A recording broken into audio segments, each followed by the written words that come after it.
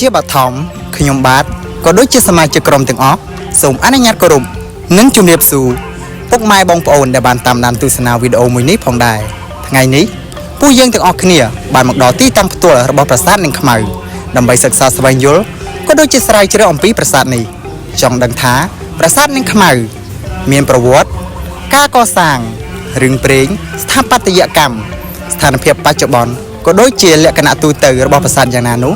សូមរីករាយស្ដាប់និងតាមដានទស្សនាវីដេអូមួយនេះដូចតទៅប្រាសាទនាងខ្មៅមានទីតាំងស្ថិតនៅក្នុងភូមិចាឃុំរវៀងស្រុកសំរោងខេត្តតាកែវនិងមានចម្ងាយ3គីឡូម៉ែត្រពីភ្នំជីសូរដោយភ្នំជីសូរនិងប្រាសាទនេះមានការជួបទាក់ទងគ្នាយ៉ាងខ្លាំងនៅក្នុងរឿងព្រេងនិទានប្រាសាទនេះផងដែរមានចម្ងាយប្រមាណជាជាង27គីឡូម៉ែត្រពីទីរួមខេត្តតាកែវនិងចម្ងាយប្រមាណជាជាង52គីឡូម៉ែត្រពីរាជធានីភ្នំពេញប្រាសាទនេះស្ថិតនៅក្នុងវត្តនាងខ្មៅតែម្ដងដោយវត្តនាងខ្មៅត្រូវបានហ៊ុមព័ទ្ធដោយរបងស៊ីម៉ង់ប្រមាណជា2ទៅ3ម៉ែត្រហើយច្រកចូលនៃវត្តគឺមានចំនួន3ទិសគឺនៅទិសខាងលិចទិសខាងត្បូងនិងទិសខាងកើតនៅក្នុងបរិវេណប្រាសាទក៏មានការជីកស្រះទឹកបន្ថែមផងដែរប្រាសាទនាងខ្មៅត្រូវបានកសាងឡើងដោយព្រះបាទជ័យវរ្ម័នទី4នាសម័យអង្គរសតវត្សទី10ក្នុងឆ្នាំ921ដល់941តាមរចនាបថកកេរដែលដើម្បីឲ្យទៅដល់ព្រះវិស្ណុក្នុងព្រហ្មញ្ញសាសនាសប្តាហ៍ថ្ងៃប្រាសាទនាងខ្មៅមានទូប៉មចំនួន2តម្កល់រូបកលកិននិងព្រះនាងកាលីឬនាងខ្មៅប៉ុន្តែបច្ចុប្បន្នរូបបដិមាទាំងពីរនោះគឺត្រូវបានយកទៅរក្សាទុកនៅក្នុងសារមន្ទីរជាតិភ្នំពេញរីឯលក្ខណៈពិសេសរបស់ប្រាសាទនោះគឺនៅលើជញ្ជាំងមានគំនូរពណ៌ដែលបង្ហាញអំពីរឿងទេវកថានៃសាសនាព្រាហ្មណ៍ចំណែកឯទូប៉មខាងត្បូងក៏មានបន្សល់ទុកនៅគំនូរចំនួន3ផ្ទាំងផងដែរគឺគំនូរទី1រូបព្រះវិស្ណុរួមគំនូរទី2រូបព្រះវិស្ណុកាន់កិត្តនភ័ណ្ឌចំណែកឯគំនូរទី3គឺរូបគំនូរព្រះវិស្ណុឈាន3ជំហានប៉ុន្តែគួរឲ្យសោកស្ដាយសប្តាហ៍ថ្ងៃគំនូរទាំងនោះគឺត្រូវបានរលត់បាត់អស់ទៅហើយប្រាសាទនាងខ្មៅគឺស្ថិតនៅក្នុងរចនាបថកកេរដោយចាប់ផ្ដើមកសាងសំណង់ចាប់ពីគ្រិស្តសករាជឆ្នាំ921ដល់ឆ្នាំ945នៅក្នុងសតវត្សទី10រចនាបថកកេរនេះដែរបានលេចរូបរាងឡើងក្នុងរាជព្រះបាទជ័យវរ្ម័នទី4ដោយរូបចម្លាក់មានចលនាដូចជាព្រះសិវៈរួមឬគ្រុឌដែរជាដើមចំណែកឯផ្តែរគឺមានការលុបត្បូងឈូកចោលហើយដាក់រូបទេពប្រណម្យជំនួសវិញចំពោះសសរពេជ្រមានការឆ្លាក់ក្បាច់ចិញ្ចៀននិងក្បាច់ស្លឹកឈើគួរបញ្ជាក់ផងដែរថាក្រៅពីប្រាសាទនាងខ្មៅក៏មានប្រាសាទកោះកេរដែលស្ថិតនៅក្នុងរចនាបថកោះកេរផងដែរលក្ខណៈទ្វេចូលនៅប្រាសាទលក្ខណៈទ្វេចូលនៅប្រាសាទហ្នឹងជាលក្ខណៈទ្វេបញ្ឆោតដែលយើងឃើញថាទ្វេបញ្ឆោតហ្នឹងមាន3ចំណែកឯទ្វេចូលមានតែមួយទេដែលមានគេនិយាយថាក្នុងទ្វេបញ្ឆោតហ្នឹងគឺជាច្រកទ្វេសម្រាប់អតិថិតែបើតាមមើលជាក់ស្ដែងគឺសម្រាប់តម្រប្រាសាទទៅវិញទេព្រោះប្រាសាទវាធ្ងន់ហើយមួយវិញទៀតក៏ដូចជាលម្អតួប្រាសាទផងដែរបើចូលមកដល់ផ្នែកដំបូលប្រាសាទខាងក្នុងវិញយើងឃើញថាដំបូលប្រាសាទហ្នឹងមានរាង4ជ្រុងហើយមានពន្លូនចេញមកពន្លូនហ្នឹងសម្រាប់ទំពក់ពិដានេះឲ្យជាប់ហើយមួយវិញទៀតដំបូលជាន់លើបង្ខិតខ្លាំងហើយបង្ខិតចូលបន្តិចវិញធ្វើបែបហ្នឹងរហូតដល់ដំបូលបិទចិត្តហើយនៅលើពិដានេះយើងឃើញថាមានជញ្ជាំងនៅលើពិដាគូបញ្ជាក់វិញថាបើប្រាសាទកាន់តែខ្ពស់ដំបូលកាន់តែតូចបើប្រាសាទកាន់តែតូចដំបូលវិញកាន់តែធំឥឡូវនេះយើងចូលមកដល់ផ្តែរនៃប្រាសាទនាងខ្មៅទូប៉មហាងត្បូងមុនដំបូងខ្ញុំសូមបញ្យល់នៅចំណុចរបស់ផ្តែរដល់អ្នកនរគ្នាបានយកច្បាស់ជាមុនសិនផ្តែរគឺជាបន្ទះក្ ក្តារឬបន្ទះថ្មដែលភាគច្រើនដែលគេស្គាល់ថាជាផ្ទាំងចម្លាក់ដែលបុព្វបុរសខ្មែរយើងគាត់និយមធ្វើនៅលើមេឃទ្វារ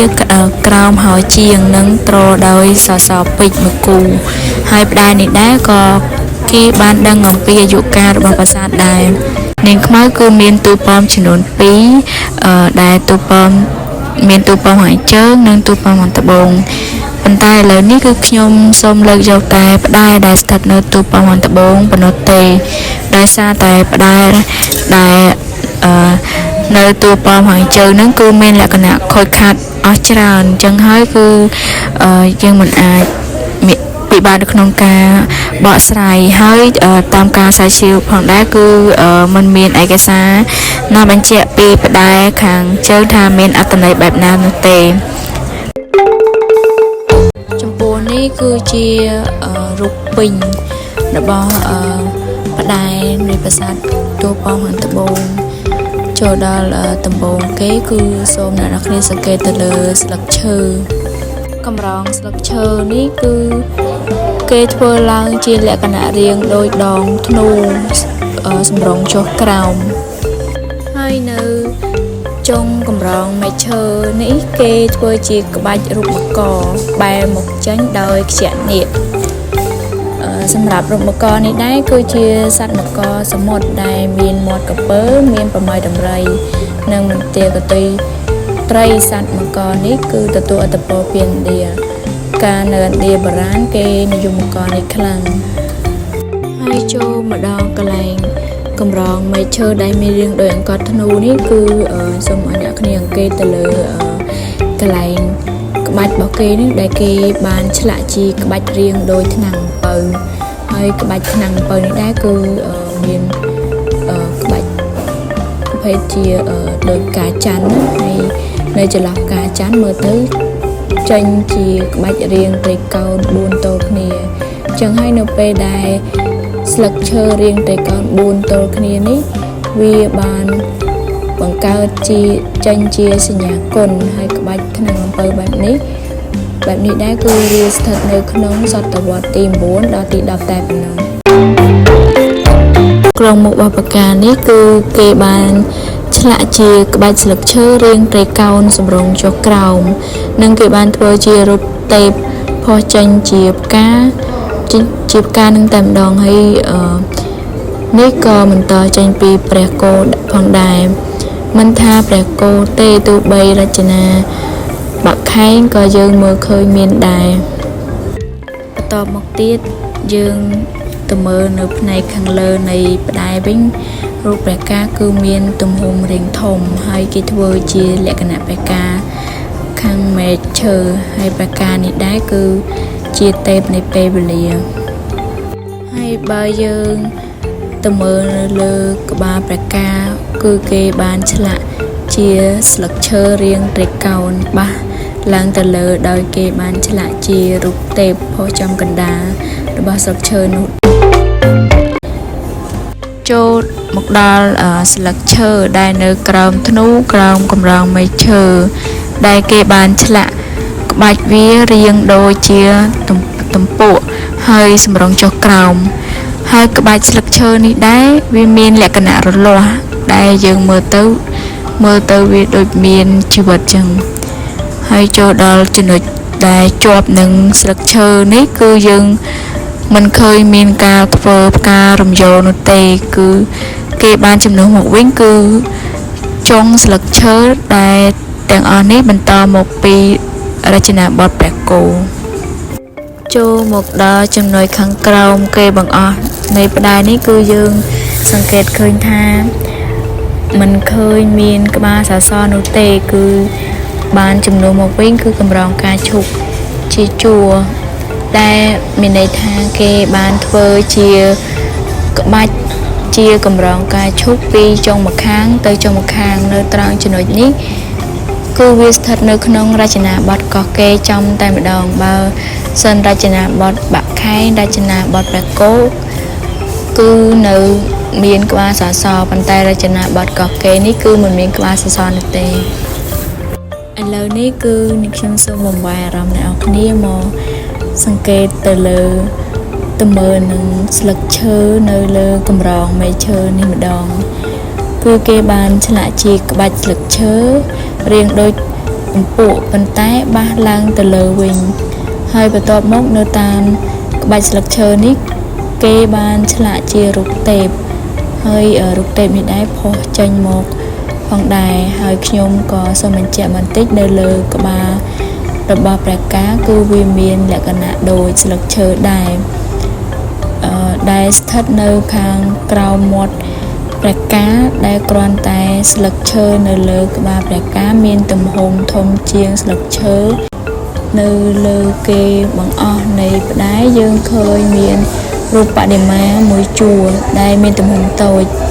អ្នកនរគ្នាអាចមើលបានរូបបដិមាហ្នឹងគឺគេធ្វើពីចុងម្ខាងទៅចុងម្ខាងដែលពោពេញទៅដោយរូបបដិមាតែម្ដងតែគេឆ្លាក់ជារាងតូចពេលមើលទៅហាក់ដូចជាមានរូបបដិមាច្រើនចឹងក្បាច់នេះវាបានបន្តមកពីព្រះគោផងដែរហើយអ្នកនរគ្នាមានឆ្ងល់ទេថាភាគច្រើនផ្តែរនេះគឺស្ថិតនៅក្នុងរចនាបថកោះកេរតែពិតមែនប៉ុន្តែពេលយើងមើលទៅក្បាច់នៃរចនា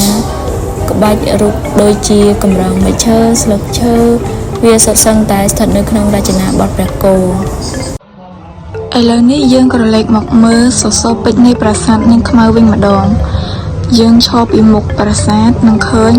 សសរពេជ្រអមសងខាងប្រាសាទនាងខ្មៅ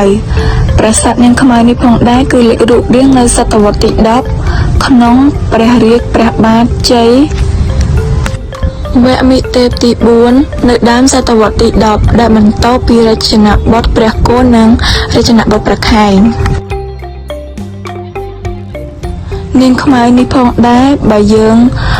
ឈរនៅពីមុខខ្លាំងទ្វារយើងនឹងឃើញសសរពេជ្រចំនួន2មានរាងមូលធ្វើជា8ជ្រុងប្រហែលជាខ្លងរួចបានយកសសរពេជ្រទៅដំឡើងនិងតម្រៀបឥដ្ឋធ្វើប្រាសាទសសរពេជ្រមានក្បាច់លម្អទៅតាមរង្វាន់ចិញ្ចៀនមានផ្កាចន្ទន៍និងមានរាងដូចស្រទាប់ផ្កាឈូកនៅខាងក្រោមផ្កាចន្ទន៍បន្តពីស្រទាប់ឈូកមានជាក្បាច់ពងត្រីហើយបន្តពីក្បាច់ពងត្រីគឺមានស្លឹកឈើរាងត្រីកោណទំហំប៉ុនគ្នាតាមជ្រុងសសរនីមួយទៅចន្លោះស្លឹកឈើហើយមានធ្វើជារំយោលជាផ្ការំចុះឬផ្កាប្រលិត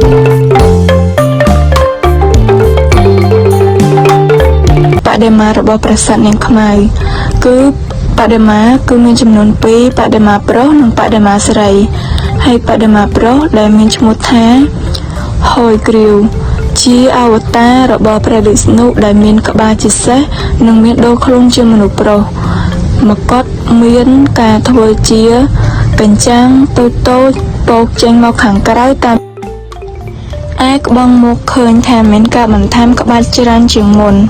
ស្លៀកក្បិនឃើញថាផ្នែកសម្ពុតមានផ្នត់ពេញផ្ទៃសម្ពុតនៅលើផ្លូវខាងឆ្វេងធ្វើគឺជាផ្នត់ប្រឌិតហើយផ្នែកកណ្ដាលមានធ្វើជាសម្ពុតរាងជាកន្ទុយត្រីដែលមានជាសម្ពុតធ្លាក់សំយ៉ងចុះមកក្រោមពីលើខ្សែក្រវ៉ាត់ទាំងសងខាងហ្នឹងហើយនៅពីលើខ្សែក្រវ៉ាត់ផ្នែកកណ្ដាលគឺមានជាផ្នត់រាងដូចផ្ចិត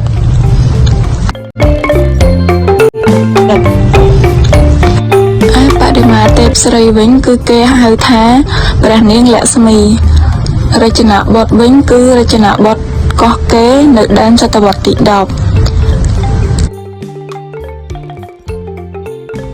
សម្ពុតវិញត្រង់ចុះមកខាងក្រោមហើយការស្លៀកសម្ពុតវែងមានផ្នត់ពេញផ្ទៃសម្ពុតចំណែកឯជាយសម្ពុតវិញគឺរាងដូចផលិតសម្រងចុះមកខាងក្រោមដូចគ្នានៅផ្នែកខាងមុខនិងគ្មានរំយោលដោយរចនាបថប្រខែងទេ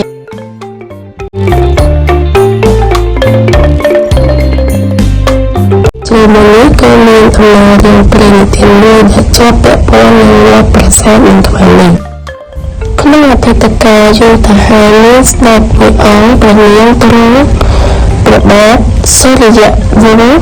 គង់នៅភ្នំជាសោជាស្ដេចមានមហិទ្ធិឫទ្ធិមានបងអំណាចច្រើនទ្រង់បានសាងសង់ប្រាសាទ5និងជីកស្រះ4នៅលើភ្នំនោះទ្រង់មានបុត្រីមួយអង្គព្រះនាមនាងខ្មៅភ្នំជាសោបើគិតពីលើចុះមកជម្រាបដីគឺប្រហែលជា700 ម៉ែត្រមានទន្លេ4ជ្រុងគឺទន្លេអមមួយទន្លេស្ងួតមួយទន្លេប្រកងមួយនិងទន្លេត្រង់មួយទន្លេទាំង4នេះគឺជាកន្លែងកម្សាន្តរបស់ព្រះអង្គលោកព្រះបត្រីមានវ័យរាជការចម្រុងឡើងបានប្រជញ្ញ16ឆ្នាំព្រះនាងមានរូបឆើយល្អដាច់ស្រ័យក្នុងព្រះនគរថ្ងៃមួយព្រះនាងនឹកឃើញចង់ទៅលេងទន្លេទាំងនោះបានចូលទៅថ្វាយព្រះបិតាព្រះរាជាក៏ទ្រង់ព្រះរាជអនុញ្ញាតហើយទ្រង់ចាត់ឲ្យមនុស្សបម្រើឲ្យរៀបចំហាហោមព្រះរាជដំណើរព្រះនាងទៅសាងក្នុងវេលាថ្ងៃរសៀលគ្រានោះមានបុរសម្នាក់ឈ្មោះបណ្ឌិតស្រីទៅនឹងសុខពីសាមឡេមានរូបឆាយល្អស្អាតបាតជាបុរសឯទៀតបណ្ឌិតនេះមានទីលំនៅនៅក្នុងភូមិខាងលិចភ្នំជីសោជិតផ្លូវដែរចុះទៅទន្លេប្រទ្រង់ថ្ងៃនេះបណ្ឌិតស្រីមានសេចក្តីអបសុខចេញទៅលេងជិតផ្លូវនោះបានឃើញព្រះនាងខ្មៅពិចារណាថាថ្ងៃនេះជាថ្ងៃមានរូបធំថ្ងៃនេះ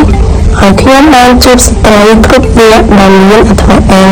ជាកូនរាជកំសត់ធ្វើម្ដេចលោកបាននាងនោះមកនាងនោះមិនមែនជាស្រីសាមញ្ញទេគឺជារាជបុត្រ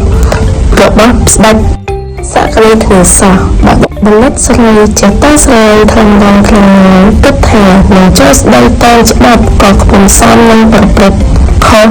តែមុខជាស្ដេចយកទៅដល់ស្លាប់ពេលនឹកឃើញដល់មួយវិជាការដែលខ្លួនចេះទាំងប្រមាណក៏បិទស្លឹកឈើយកមកសូត្រផ្លុំមុនវិជាការនោះហើយមកដំឈើផ្លុំស្លឹកបង្ហាឡើងឯសូរសំឡេងស្លាប់ដែលបណ្ឌិតផ្លុំនោះ